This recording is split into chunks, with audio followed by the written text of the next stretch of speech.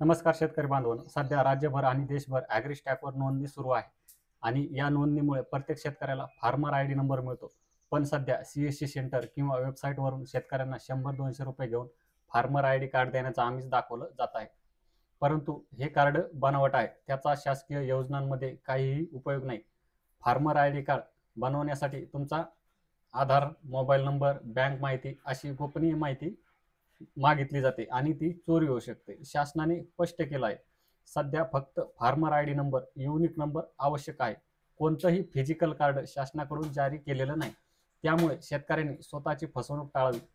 भविष्यात जर शासन खरंच कार्ड जारी करेल तर त्याची अधिकृत माहिती कृषी विभागाकडूनच मिळेल. म्हणून लक्षात ठेवा, बनावट कार्ड बनवू नका, कोणालाही कार्ड बनवण्यासाठी पैसे देऊ नका. आपली माहिती सुरक्षित ठेवा. खरी माहिती खऱ्या अपडेटसाठी चॅनल सबस्क्राईब करा. धन्यवाद.